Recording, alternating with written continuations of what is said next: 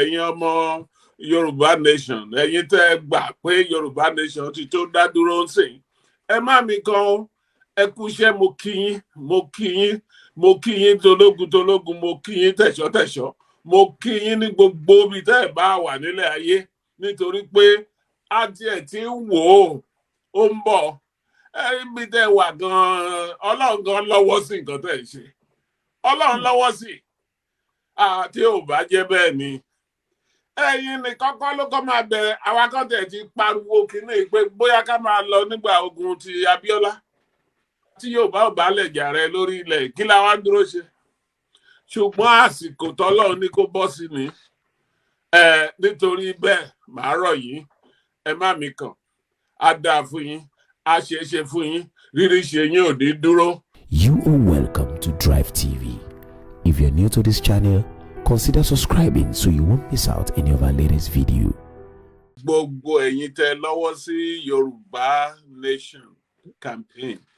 Ṣé ẹ rí, Ọlọ́run ló yàn yín lásìkò yìí. Mo máa ń sọ kinní kan. Ipe láti ìgbà tá ti rú mi gan ti wà ní kékeré. Làwọn bàbá wa, àwọn ìyá wa, àwọn gbogbo wọn máa ń sọ pé lílọ ní ló máa gbẹ̀yìn ọ̀rọ̀ Nàìjíríà níbi tó ń lọ sí. Nítorí pé àwọn Gẹ̀ẹ́sì wọ́n ti kó ẹran mérò. Ṣùgbọ́n láti nǹkan bí ọdún 2-3 sẹ́yìn, a wá rí i pé kàkà kó sàn fún ìyá àjẹ́, ó fi gbogbo ọmọ bí obìnrin, ẹyẹ sì wá lu ẹyẹ lọ. Nítorí náà, ó láti jẹ́ pé àsìkò yìí lọ́lọ́run fi sí ipe ká kúrò. Ẹ̀yin tẹ́ dẹ̀ jẹ́ kàmpénà fún Yorùbá Nation. Ẹ̀yin ló dúró bí òpó, ẹ̀yin ló pómúlérò wa, tẹ́ ní ó ti tásìkò. Ẹ má mi kàn. Àwọn kan wà díẹ̀ làwọn èèyàn máa wá bá yín tó máa jọ díẹ̀ náà máa wá. Nítorí pé ìlú ó máa tètè yé àwọn kan ju àwọn míì lọ. Àwọn tó dẹ̀ tètè yé àwọn ló máa sọ fáwọn yòókù. Yorùbá ní kí ẹranko ilé gbọ́ kó sọ fún toko. Ìyẹn là ń ṣe. A dẹ̀ ti ṣe bí ọdún 2 nsìn. Ó ti tó àsìkò. Àwa náà wá wò ó. Ipe ní gbogbo nǹkan tá a ti ń polongo yìí, àwọn nǹkan kan tún wà tó yẹ ká ṣe. Àwa kan wà tó jẹ́ pé àti ẹ̀ pariwo. Ẹ rí i pé gbogbo ìgbà tí máa wá sórí ètò, especially ètò dára àtàwọn míì, ọ̀rọ̀ tí mo máa ń gbé wá, specific issues ni mo máa ń gbé wá pé ẹ jẹ́ ká ṣe báyìí, ẹ jẹ́ ká ṣe lè, ẹ jẹ́ ká ṣe lè. Ìgbà míì máa ní ẹ jẹ́ ká ṣe ti central account.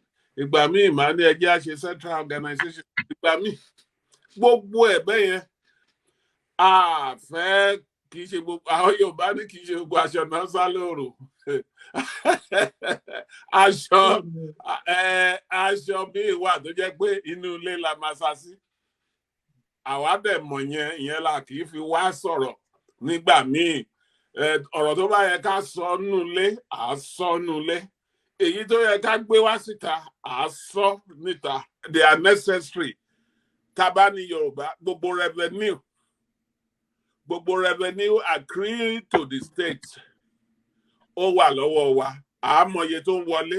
À á mọ iye tí eléyìí tá fi ń dúró pé federal government máa sanwó yìí. We'll control our own destiny. Wo Lagos. The second largest revenue this thing for the federal government comes from the port of Lagos. Wọ́n á gba owó yẹn. Wọ́n á fún àwọn tí ò contribute to anything. Wọ́n á fún wọn. Ondo State not to consume tẹ́lẹ̀ for the statistics not to consume ọtí jù. Wọ́n á gbowó ọtí yẹn. Wọ́n á lọ pín lion share iná lọ kó fáwọn tó jẹ́ pé tó bá rọ́tí lọ́dọ̀ yẹn wọ́n fọ́ ni. Ìrẹ́jẹ ti pọ̀ jù. This is why we are saying yìí pé there must tẹ́ ẹ̀ bá reform, àti pariwo kan reform títí wọn ò gbà, àti ẹ̀wà ń lọ ní àdúró.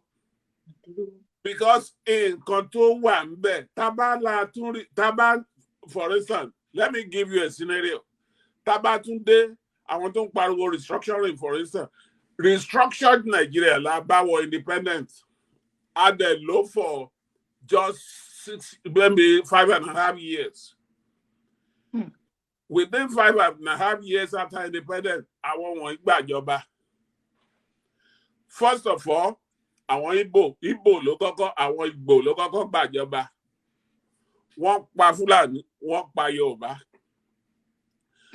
6 months later, àwọn Fúlàní gbàjọba. Wọ́n pa Igbo, wọ́n pa Yorùbá. Ṣé mo pé constant àwa náà ń pa àwa ló àdẹ̀m àfọwọ́ra.